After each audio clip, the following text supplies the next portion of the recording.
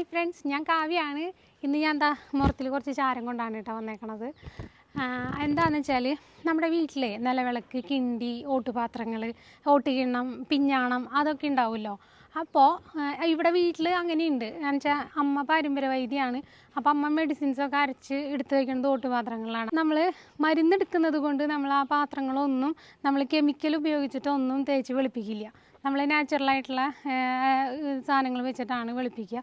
അതിൽ ഒരു ടെൻഡൻസി കണ്ടിട്ടുള്ളത് എന്താണെന്ന് വെച്ചാൽ, ഇപ്പം അറിയാമല്ലോ, നമ്മൾ ഇൻസ്റ്റൻ്റായിട്ട് വെളുപ്പിക്കാൻ വേണ്ടിയിട്ട് നമ്മൾ കടയിൽ നിന്ന് ഈ ഓട്ടുപാത്രങ്ങൾ വെളുപ്പിക്കുന്ന പൗഡർ, ലിക്വിഡ് ഇതൊക്കെ വാങ്ങിക്കും.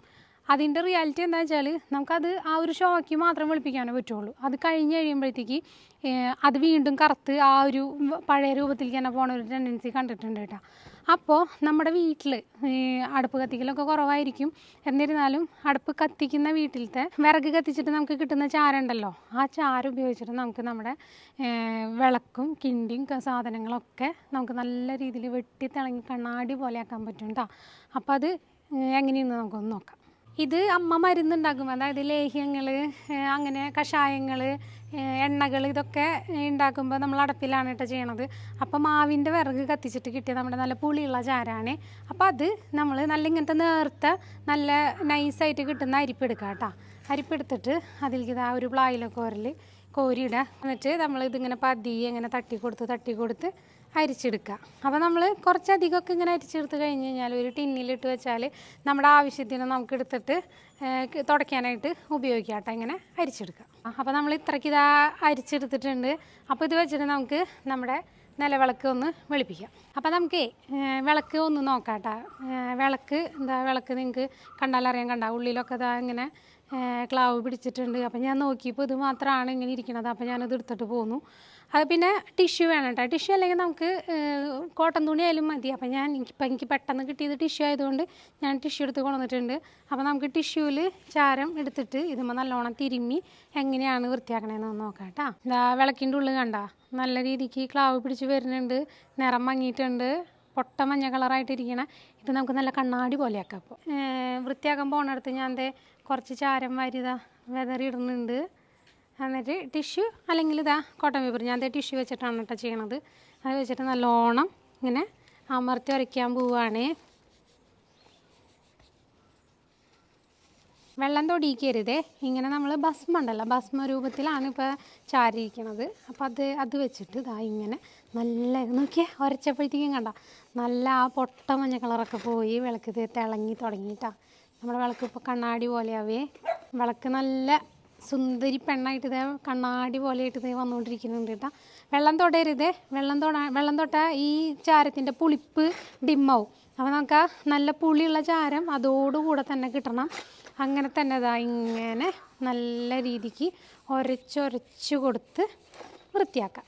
അപ്പോൾ ആദ്യം കണ്ട മഞ്ഞ കളറൊക്കെ പോയി. ഇനി ഞാനൊരു പാട്ടും കൂടി പാടാൻ പോവാണ്.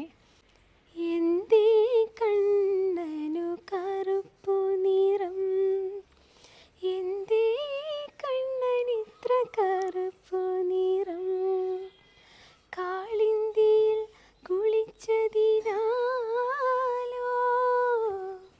കാളിയരെ കൊന്നതിനാലോ, ശ്യാമരാധേ ചൊല്ലു നിൻ ചുടുചുംബന മീറ്റതിനാലോ,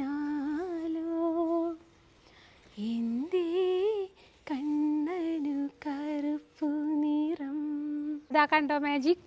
നമ്മുടെ വിളക്ക് നോക്കിയാൽ വിളക്ക് നല്ല സ്വർണം പോലെ കണ്ണാടി കുട്ടിയായിട്ട് ഇത് തിളങ്ങിയിരിക്കുകയാണ്. നമ്മൾ വാരി കളയണ ചാരം മാത്രമാണ് കേട്ടോ നമ്മളിട്ട് തൂത്തേക്കണത്. അപ്പോൾ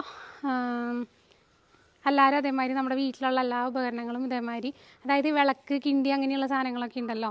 അപ്പോൾ അതൊക്കെ ഈ ചാരം വെച്ചിട്ട് നമ്മൾ ഒത്തിരി ഭയങ്കര റേറ്റ് കൊടുത്തിട്ട് ലിക്വിഡും പൗഡറൊന്നും ഉപയോഗിച്ചിട്ട് ഒന്നും ക്ലീൻ ചെയ്യണ്ട.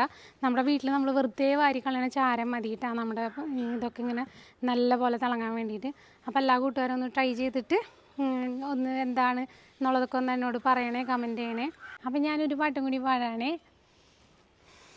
തുളസി കതിർ നുള്ളിയെടുത്തു കണ്ണനൊരു മാലയ്ക്കായി, പൊട്ടാത്ത നൂലിൽ കെട്ടി എന്നെന്നും ചാർത്താം ഞാൻ തുളസി കതിർ നുള്ളിയെടുത്തു കണ്ണനൊരു മാലയ്ക്കായി പൊട്ടാത്ത നൂലിൽ കെട്ടി എന്നെന്നും ചാർത്താം ഞാൻ. അപ്പോൾ പുതിയൊരു വീഡിയോ ആയിട്ട് നമുക്ക് ഇനിയും കാണാം.